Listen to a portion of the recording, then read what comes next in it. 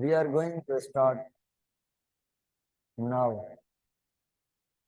The intestine named as large intestine. Before we starting, we have to set the reflection of light on the board. Okay, it is okay now.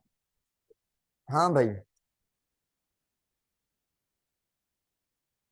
आज हमें पढ़ना है large intestine. Large intestine, large intestine को large intestine इसलिए कहा जाता है क्योंकि जो इसकी ल्यूमिन है, मतलब स्पेस अंदर वाली, वो स्मॉल इंटेस्टाइन से बड़ी है।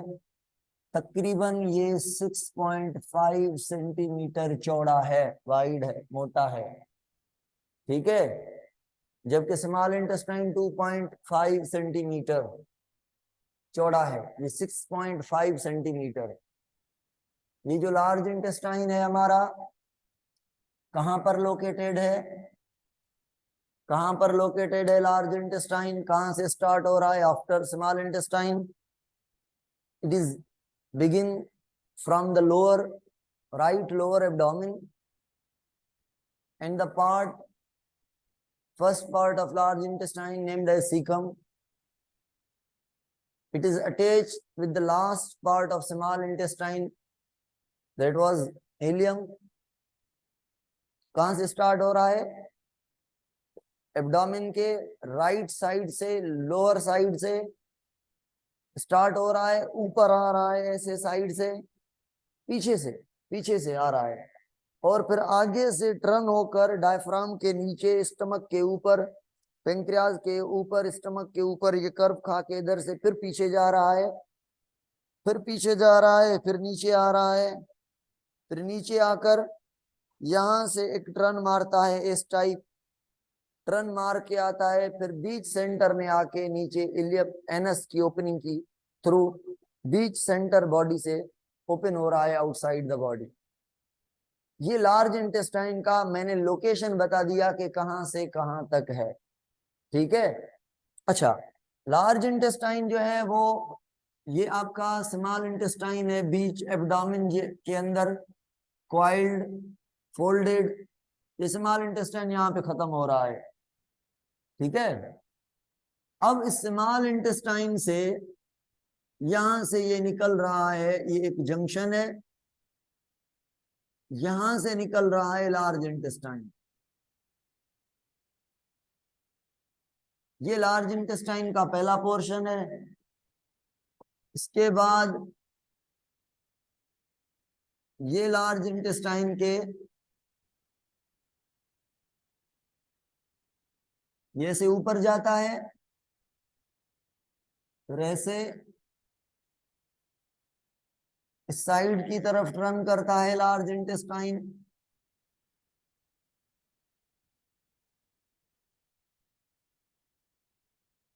ठीक है, फिर ये नीचे की तरफ टर्न करता है,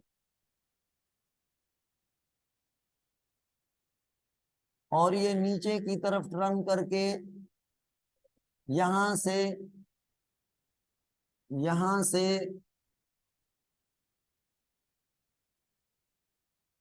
एस टाइप ऐसे टर्न लेता है, और ये जो एस टाइप टर्न है, ये ऐसे, इसको हम सिग्मॉइड का नाम देंगे। अब इसके सिग्मॉइड के बाद ये पोर्शन आएगा, रेक्टम नाम देंगे इसको। रेक्टम के बाद ये एनल ओपनिंग आएगी। ये हमारा लार्ज इंटेस्टाइन है टोटल। अब बताएं ये कौन सा पोर्शन है स्मॉल इंटेस्टाइन का जो ओपन हो रहा है लार्ज इंटेस्टाइन में? Ilium. The largest part of small intestine is ileum, where all the digested food are absorbed from the lumen of ileum to the blood vessel or to the lacteal vessel. You know well about that. In the lacteal vessel,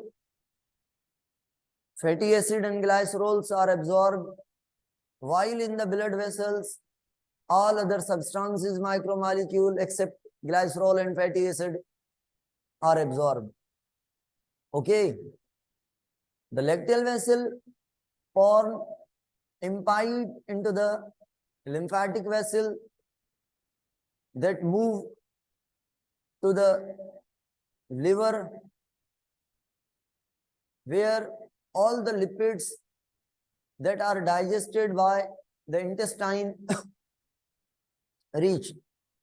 तो जब liver के पास वो जो lipid थी digest करके fatty acid और glycerol के form में आपने पहुंचाई through the lacteal vessel, lymphatic vessel, फिर उसको लिवर डिटॉक्सिफाई करेगा, उस लिपिड को मुख्तलिफ जगहों पे यूज करेगा, कोलेस्ट्रॉल वगैरह कुछ भी बनाएगा, ठीक है, एडिपोज टिश्यू के पास भेजेगा या कोलेस्ट्रॉल बनाएगा या जो है फॉस्फोलिपिड बनाएगा, व्हाटएवर जो भी करेगा लिवर का काम है लिपिड से, ठीक है। अब जो सारी चीजें डाइजेस्ट होने के बाद जो अनडाइजेस्टेड फूड होगा इलियम में वो आ गया इधर, तो इधर क्या आया है, इधर क्या आया है, undigested food along with water, mineral and salt. ये जो पहला पोर्शन है लार्ज इंटेस्टाइन का, यहां से यहां तक, इसको हम कहते हैं caecum, caecum, first portion of large intestine, छोटा portion of large intestine that receive undigested food from the ileum। और इलियम और सीकम के बीच ये जो स्फिंक्टर है इसे कहते हैं इलियोसीकल स्फिंक्टर। एक और बात सीकम के बारे में, सीकम पर एक फिंगर लाइक प्रोजेक्शन है, अटैच है, ये जो फिंगर टाइप प्रोजेक्शन है इसे हम कहते हैं क्या, वर्मीफॉर्म अपेंडिक्स। अपेंडिक्स, ये जो वर्मीफॉर्म अपेंडिक्स है, विलाय नहीं, वर्मीफॉर्म अपेंडिक्स, विलाय अपने स्मॉल इंटेस्टाइन के इलियम में पढ़ के आए हैं। वर्मीफॉर्म अपेंडिक्स ये फिंगर लाइक प्रोजेक्शन है, इसमें स्टोर है बैक्टीरिया, स्टोर है सम बैक्टीरिया। कौन सी bacteria, E. coli that digest cellulose, it means that have cellulase enzyme, it means large intestine के अंदर बैक्टीरिया के एंजाइम की वजह से सेलुलोज थोड़ा बहुत डाइजेस्ट होगा, थोड़ा, हमारा सेलुलोज नहीं है, ये बैक्टीरिया का है। तो सेलुलेज, ये bacteria, this bacteria are called as good bacteria that are good for human health. ये जो डाइटरी फाइबर्स होते हैं जो खाते हैं हम सेलुलोज से बने हुए, नारंगी बनाना के ऊपर जो छिलके होते हैं या प्लांट के जो भी वेजिटेबल्स के अंदर धागे होते हैं, इन्हें हम डाइटरी फाइबर्स कहते हैं।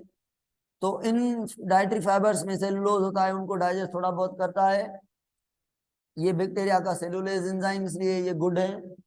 और भी बहुत सारे चीजों से बचाते हैं। और याद रखना ये बैक्टीरिया विटामिन के की फॉर्मेशन करवाएंगे और विटामिन B1 की फॉर्मेशन करवाएंगे, vitamin K and vitamin B की फॉर्मेशन करेंगे हमारे इंटेस्टाइन में, that's why this bacteria are good. ये विटामिन के और विटामिन B1 की फॉर्मेशन करवाएंगे और विटामिन के, विटामिन बी, उसके अलावा वाटर, उसके अलावा बहुत सारे आयंस जैसे सोडियम है Na, क्लोराइड है, पोटेशियम है, जिंक है, आयरन है, all these ions, water, vitamin K and B are absorbed from large intestine into the blood। ये सारे यहां से एब्जॉर्ब होंगे। अब मुझे बताएं यहाँ पे जो फूड आया है वो वाटरी है या नहीं, वाटरी है, आयनी है, साल्टी है, अनडाइजेस्टेड फूड है। तो ये सीकम से, सीकम, अच्छा मुझे सुने, ये जो विलाय है, ये जो अपेंडिक्स है, मैं भी विलाय कह रहा हूँ, अपेंडिक्स है, इससे गुड बैक्टीरिया रिलीज होंगे, बाकी सारे इधर रिप्रोड्यूस करते रहेंगे, थोड़े रिलीज होंगे। अच्छा वो जो रिलीज हुए वो फूड के साथ घुलते मिलते जाएंगे और बाहर निकल जाएंगे, वापस नहीं लौटेंगे। तो बैक्टीरिया स्टोर कहां पर है, अपेंडिक्स में। क्या ये रिलीज हो जाएंगे जो अपेंडिक्स में स्टोर है, नहीं, ये रहेंगे, जो इससे निकलेंगे वो निकल जाएंगे फूड के साथ, ठीक है। तो यहाँ पे स्टोर होते हैं, रिप्रोड्यूस करते हैं, रहते हैं, सर्वाइव करते हैं। और ये अपेंडिक्स आपके लिम्फेटिक सिस्टम, हम पढ़ेंगे लिम्फेटिक सिस्टम क्या है। लिम्फेटिक सिस्टम एक ऐसा सिस्टम है जो बॉडी के फ्लूइड को बॉडी के फ्लूइड को कंट्रोल करने में हेल्प करता है। इसमें लिम्फेटिक सिस्टम के लिम्फेटिक वेसल्स हैं, लिम्फ बनाता है, ये फ्लूइड बनाता है अपेंडिक्स, ये भी इसका काम है। बाकी इसको वेस्टिजियल कहते हैं। पहले तो 100% वेस्टिजियल कहते थे, नॉन फंक्शनल है। अब जाहिर हो रहा है ये बैक्टीरिया ये सारे काम हो रहे हैं, इतना वेस्टिजियल नहीं है। हाँ, अगर ये तोड़ भी दिया जाए तो मसला नहीं है, क्योंकि थोड़ी डाइजेशन थोड़ी विटामिन के भी बना रहा है, साल्ट एब्जॉर्ब कर रहा है, ये स्मॉल इंटेस्टाइन में भी होते हैं। ठीक है, तो इससे इसके टूट जाने से, तोड़ जाने से, कैसे टूटता है, केमिकल की वजह से ये ग्रोथ करता है। जब ग्रोथ करता है, बड़ा होता है, तो टॉक्सिन सीक्रेट करता है। जब टॉक्सिन सीक्रेट करता है तो ये पूरे पेट के अंदर जो उज़वे हैं, ऑर्गन है, उनको नुकसान देता है। तो इसको सर्जिकल ऑपरेशन की वजह के थ्रू काट के फेंका जाता है, रिमूव किया जाता है, सर्जिकली रिमूव किया जाता है। तो इतना नुकसान नहीं है अगर अपेंडिक्स हो या ना हो, मगर थोड़े बहुत इसके फंक्शन है। अच्छा, पहला पार्ट था सीकम जिसपे अटैच था अपेंडिक्स। दूसरा जो पार्ट है, ये जो मैं अब रेड मार्कर से मार्क कर रहा हूं, यहां से लेकर यहां तक, यानी ये सारे का सारा, इस पार्ट को कहते हैं पार्ट नंबर 2। और जो पार्ट नंबर 2 है, ये और ये, इस पार्ट को कहते हैं कोलान। क्या कहते हैं? कोलॉन। और कोलान के टाइप हैं। ये ऊपर जो जा रहा है, ये असेंडिंग कोलान। कौन सा कोलान? असेंडिंग कोलान। जो नीचे आ रहा है ये वाला, ये कौन सा कोलान? डिसेंडिंग कोलान। और जो ऐसे फैला हुआ है स्टमक के ऊपर, ये colon is called as transverse colon. पता है? आपको पता है, बाहर वाली लेयर होगी सेरोसा, फिर मस्क्यूलरिस, सब म्यूकोसा, फिर म्यूकोसा। म्यूकोसा हाईली इवॉल्व है इंटेस्टाइन में, लार्ज इंटेस्टाइन में म्यूकोसा हाईली इवॉल्व है, म्यूकस प्रोड्यूस करती है। क्यों? अब मुझे बताएं, फूड देखें, यहाँ पे कोलान में फोल्ड हैं। क्यों? ये स्लो पेरिस्टालिसिस करता है। कोलान के अंदर जो पेरिस्टालिसिस होती है वो स्लो होती है। क्यों स्लो होती है? ताकि वाटर सारे का सारा, vitamins, minerals, ions, potassium chloride वगैरह वगैरह, ये सारे एब्जॉर्ब हो जाएं, इसलिए स्लो पेरिस्टालिसिस होती है। अच्छा, मुझे बताएं, अगर ये सारी चीजें इंटेस्टाइन से एब्जॉर्ब होती जाएंगी, वाटर, आयन, साल्ट वगैरह वगैरह एब्जॉर्ब होते जाएंगे, तो मुझे बताएं, जो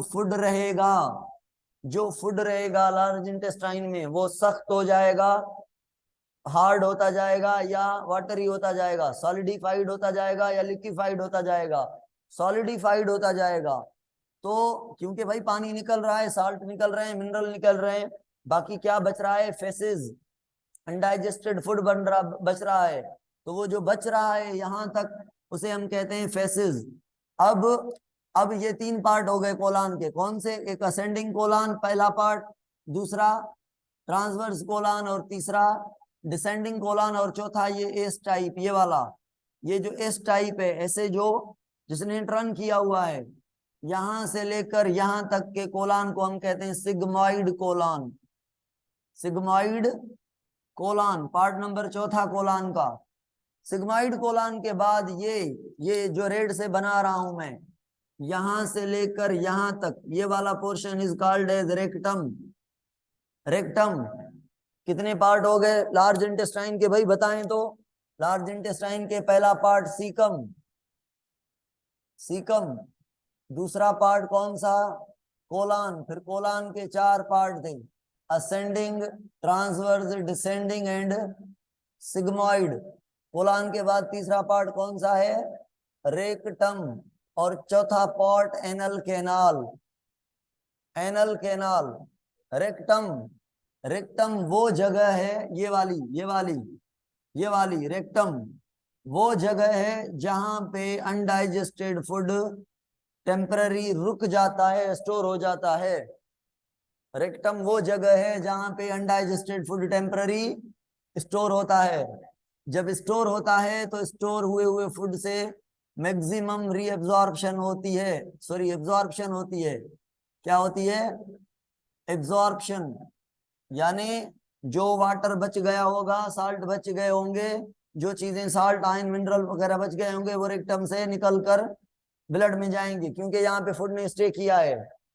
तो जब फेसेस को निकालने का टाइम आएगा, स्टिमुलेशन आएगी, तो ये एनल कैनाल ऐसा कैनाल है जिसकी वजह से किया जाता है प्रोसेस इजेशन का।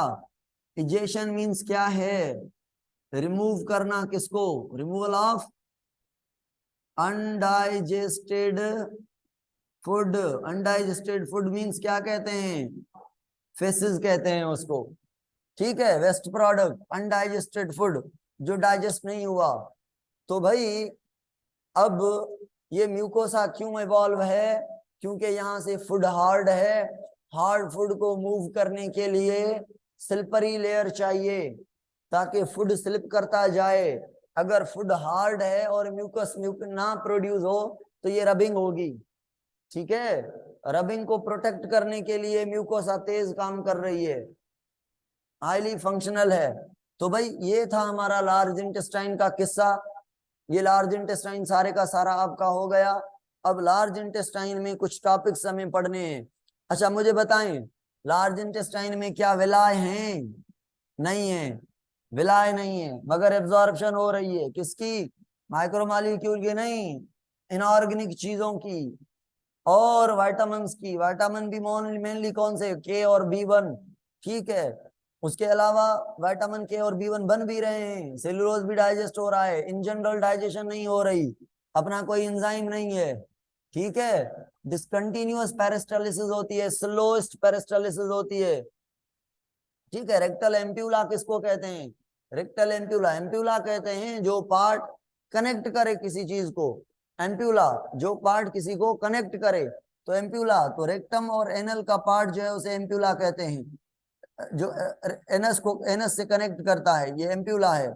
जो पतला हो रहा है, ठीक है, ये एम्प्यूला कह रहे हैं। उसके बाद एनल है, एनस है। जो एनस है ना, जो एनस है, ये एनस दो स्फिंक्टर पर मुश्तमिल है। इसमें दो स्फिंक्टर लगे हुए हैं, एक बाहर वाला एक अंदर वाला। एक कौन सा? इनर स्फिंक्टर और एक आउटर स्फिंक्टर। स्फिंक्टर याद है क्या होता है? Sphincter, sphincter circular muscle that control the opening and closing of any tube. तो यहाँ पे जब फूड होगा तो ये जो जो इंटरनल मसल्स हैं और जो एक्सटर्नल मसल्स हैं, यानी एक्सटर्नल जो है वो सब क्या होगा? बंद होगा, क्लोज होगा ये स्फिंक्टर। इट मींस यहाँ पे फूड को होल्ड करने के लिए, स्टोर करने के लिए स्फिंक्टर है। जब ये स्फिंक्टर इनर वाली, जब मसल्स रिलैक्स होंगी, आउटर वाली रिलैक्स होंगी, इट मींस ये टाइम है कौन सा?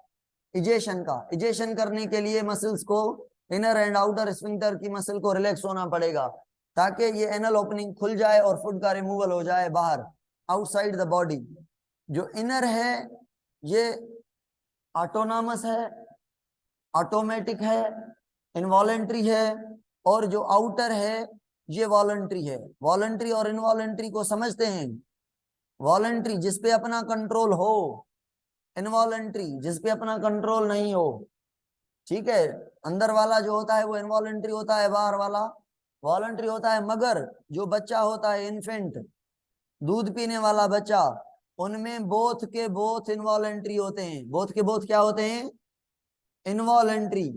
तभी बच्चे के अंदर जो फूड है रेक्टम में स्टोर कम होता है, जैसे बनता है और रिलीज होता है। जैसे वो बड़ा होता जाता है, बड़ा होता जाता है, इन्फेंट एज में ही वो वॉलंटरी हो जाता है। बाहर वाला वॉलंटरी हो जाता है, फिर अनडाइजेस्टेड फूड रुकना स्टार्ट होता है, फिर वो पर्टिकुलर एक टाइम पे एजेशन करता है। अदरवाइज उसका कोई बच्चे, छोटे छोटे बच्चे का कोई टाइमिंग नहीं होता एजेशन करने का। ओके, तो ये एक्सटर्नल जो स्फिंक्टर है ये अडाप्टेड है, ये सीखा हुआ है, ये अडाप्टिव है। पहले ये इनवॉलंटरी होता है, फिर ये वॉलंटरी बनता है। ठीक है, अब कुछ डिसऑर्डर हैं जो कि मुझे पढ़ाने हैं। यहाँ पे नर्वस डिसऑर्डर हैं और पेप्टिक डिसऑर्डर हैं, अल्सर के डिसऑर्डर हैं, कॉन्स्टिपेशन है, सारे सिंपल सिंपल है, डिस्पेप्सिया है, अनडाइजेशन है। ठीक है, मैं एक फिगर फोटो निकालूं तो मैं ये पढ़ा लूंगा आपको।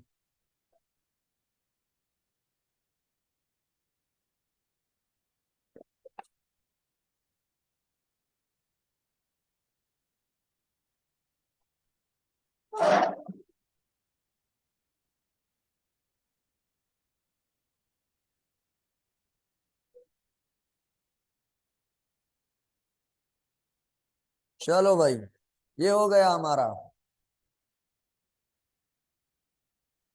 फोटो निकाल दिया है, भेज रहा हूं। अब सुनी, मेरी बात को गौर से सुनी।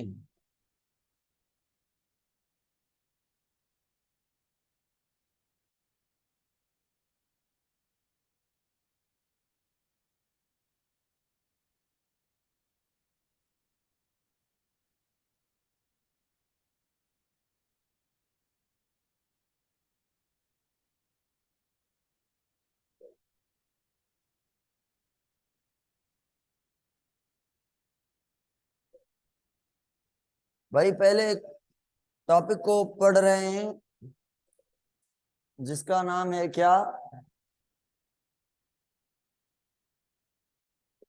कॉन्स्टिपेशन। कॉन्स्टिपेशन को सिंधी में कब्ज कहा जाता है, कब उर्दू में कब्ज कहा जाता है, सिंधी में कब्जी वगैरह। तो ये जो कॉन्स्टिपेशन है, इसमें जो फूड है वो ज्यादा सॉलिडिफाइड यानी हार्ड टाइप का बन जाएगा, undigested food. Role of accessory gland, sir ने लिवर पढ़ाया था, लिवर का रोल बाइल की फॉर्मेशन। और सर ने पेंक्रियाज भी पढ़ाया था, सर ने मुझे बताया कि मैंने पढ़ा दिए हैं। ठीक है,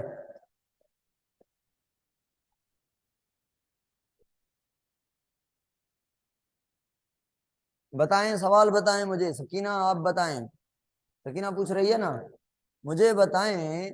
लिवर के अंदर से बाइल प्रोड्यूस होता है under the secretion, under the stimulation of which hormone. कौन सा हार्मोन लिवर से बाइल प्रोड्यूस करवाता है और कौन सा हार्मोन बाइल गाल ब्लेडर से रिलीज करवाता है।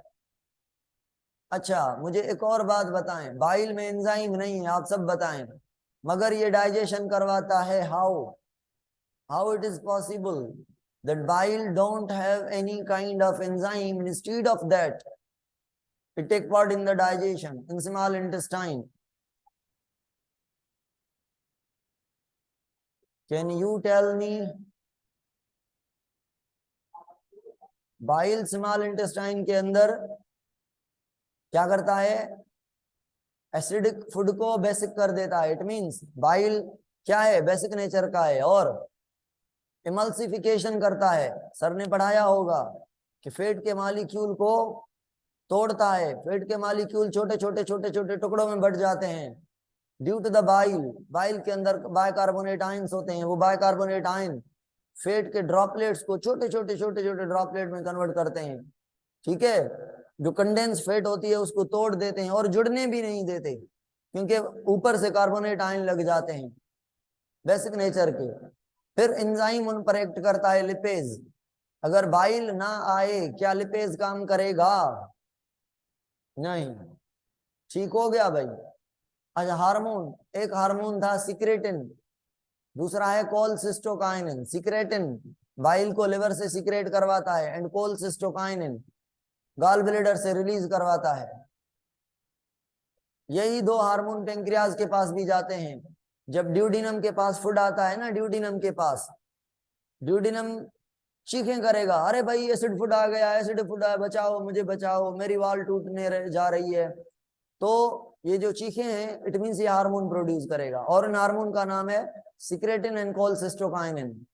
Secretin and cholecystokinin produced by the small intestine when it receive the food from the stomach. That food is acidic. It means acidity is a stimulation for the production of these hormones. और जब ये hormone release होंगे कोलसिस्टोकाइनिन and secretin, तो कुछ कोलसिस्टोकाइनिन bile के पास जाएंगे, gall bladder के पास, कुछ पेंक्रियाज के पास जाएंगे। जो पेंक्रियाज के पास जाएंगे वो पेंक्रियाटिक जूस लेकर आएंगे, जो गाल ब्लैडर के पास जाएंगे वो बाइल जूस लेकर आएंगे। पेंक्रियाटिक डक्ट, बाइल डक्ट से गाल बाइल जूस और पेंक्रियाटिक जूस आएगा, कॉमन हेपाटिक डक्ट से सॉरी हेपेटोपेंक्रियाटिक डक्ट से आकर ड्यूडेनम में गिरेगा, स्फिंक्टर ऑफ ओडाई से, जो डक्ट और ड्यूडेनम के बीच स्फिंक्टर था। ठीक है, तो भाई ये चीजें आपने पढ़ी हुई हैं। ठीक, चलें आ जाएं, मैंने रिपीट करवा दी आपको थोड़ी थोड़ी, जो मैं समझा के मुझे ये पूछनी चाहिए थी, बाकी सारी तो मैं दोबारा नहीं पढ़ाऊंगा ना, पढ़ाया है सर ने। अच्छा, कॉन्स्टिपेशन को सुन लें, कॉन्स्टिपेशन को सुन लें। कॉन्स्टिपेशन, फूड हार्ड हो जाता है, क्यों? अगर म्यूकस कम प्रोड्यूस हो, अगर वाटर की ज्यादा एब्जॉर्प्शन हो जाए, अगर साल्ट की ज्यादा एब्जॉर्प्शन हो जाए, अगर बॉडी में पानी की कमी हो जाए, डिहाइड्रेशन हो जाए, ठीक है, अगर बॉडी में डिहाइड्रेशन हो जाए तो पानी यहाँ से ज्यादा एब्जॉर्ब हो जाएगा, ज्यादा एब्जॉर्ब हो जाएगा तो यहाँ पे जो फूड होगा वो कौन सा होगा? हार्ड होगा। अब ये जो हार्ड फूड है रेक्टम के अंदर स्टोर है, मुझे बताएं ये हार्ड फूड जब पास होगा यहाँ से एनस से, तो एनस के कितने दीवार हैं? एनस के दो, एक इनर स्फिंक्टर और दूसरा आउटर स्फिंक्टर। इनर स्फिंक्टर के ऊपर ब्लड वेसल्स हैं, जिनको हम सुपरफिशियल ब्लड वेसल कहते हैं। कौन सी ब्लड वेसल? सुपरफिशियल। सुपरफिशियल का सर क्या मतलब है? सुपरफिशियल का मतलब होता है जो जाहिर हो, नाक के अंदर और एनस के अंदर ब्लड वेसल जाहिर होती हैं, बाहर होती हैं। जब ये हार्ड फूड पास आउट करेगा, एक तो इसको पास करने के लिए बॉडी को फोर्स लगाना पड़ेगा ज्यादा as compare to the normal food. Other than constipation, जब फूड पास होगा तो इतना प्रॉब्लम नहीं होगा। अच्छा, जब ये हार्ड फूड पास करेगा एनस से, तो एनस की जो वाल है, एनस की जो वाल है उसको रब करेगा। जब उसको रब करेगा तो ये ब्लड वेसल तोड़ता जाएगा, ब्लड वेसल को तोड़ेगा। ये ब्लड वेसल कब टूटेंगी? जब फूड हार्ड हो या सॉफ्ट हो? जब हार्ड हो।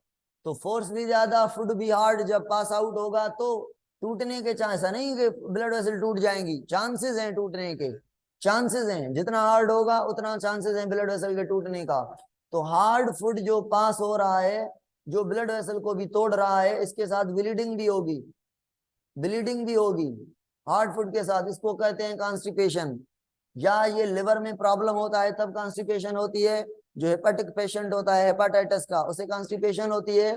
या जिसे स्टमक का प्रॉब्लम होता है उसे कॉन्स्टिपेशन होती है। या डिहाइड्रेशन के टाइम में कॉन्स्टिपेशन होती है। ठीक है, जब वाटर को की ज्यादा जरूरत हो, वाटर निकल जाए तो डिहाइड्रेशन हो जाती है, डिहाइड्रेशन के नतीजे में कॉन्स्टिपेशन हो जाती है। और बिल्कुल सकीना कह रही है, मदर ऑफ डिजीज, 70 से 72 बीमारी इससे पैदा होती है, कॉन्स्टिपेशन से। जब ये फूड यहाँ पे रहेगा ना, बॉडी का सिस्टम, बहुत सारा सिस्टम स्लो हो जाएगा, बॉडी की नीड कम हो जाएंगी। जब बॉडी की नीड कम हो जाएंगी, बॉडी कहेगी पहला ही फूड पड़ा हुआ है, इट मीन्स नीड नहीं है, तो सिस्टम स्लो हो जाएगा, तो बहुत सारी डिजीज जन्म लेंगी। ठीक है, मदर ऑफ ऑल डिजीज कहते हैं कॉन्स्टिपेशन को। कॉन्स्टिपेशन को कम करने के लिए एंटासिड्स जरूरी हैं, एंटासिड्स जरूरी हैं।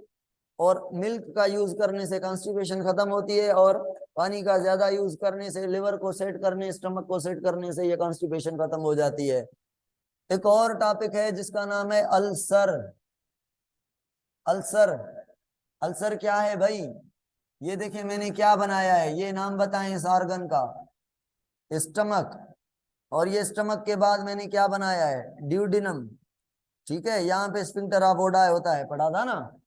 चलो सुने, अगर पीएच कितनी होती है स्टमक की? 1.4, मगर ये बना नहीं सकता।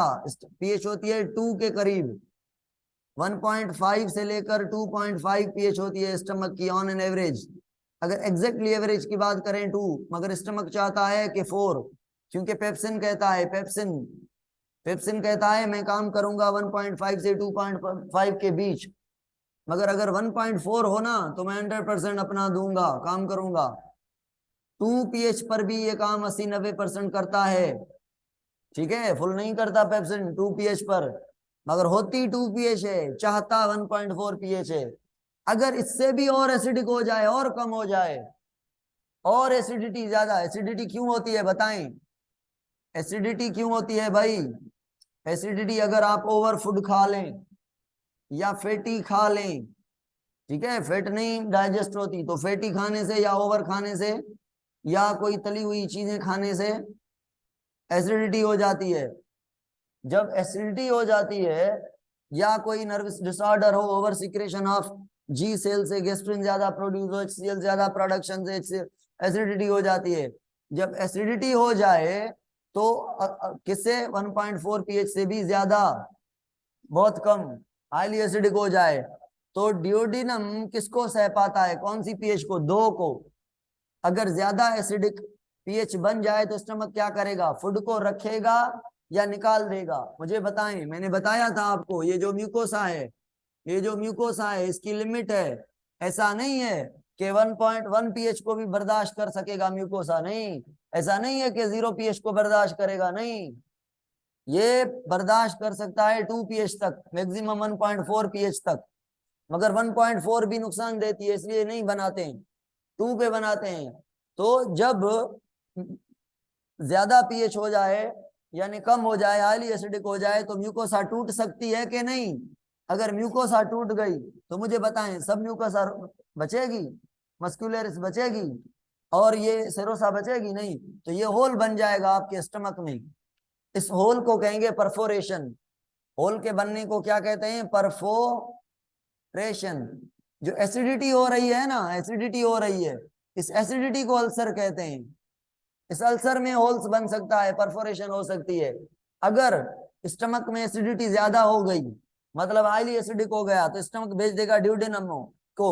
बताएं, ड्यूडेनम बचेगा? ड्यूडेनम में भी पोर बन जाएगा, वाल खा ली जाएगी ड्यूडेनम की।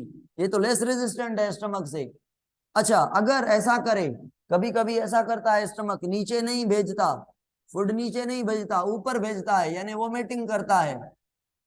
तो वोमिटिंग करने से फूड जो निकल जाए, थोड़ा बहुत तो बचता है ना यहाँ पे, थोड़ा बहुत यहाँ पे बचता है आकर फूड, इस स्फिंक्टर के ऊपर।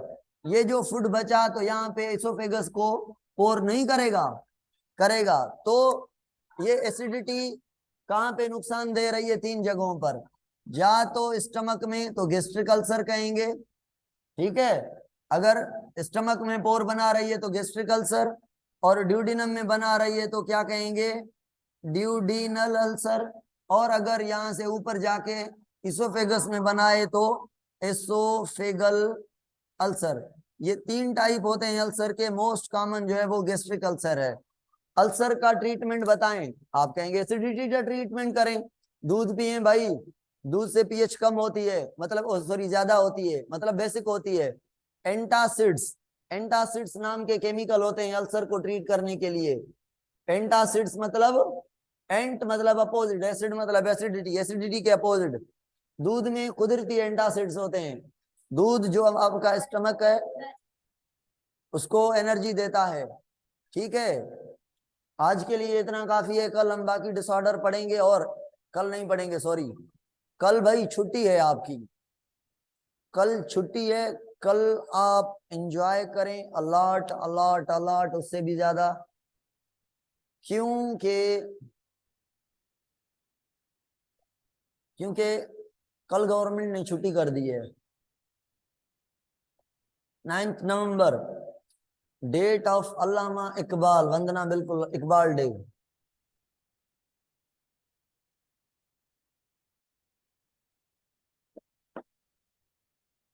चलो भाई, आज के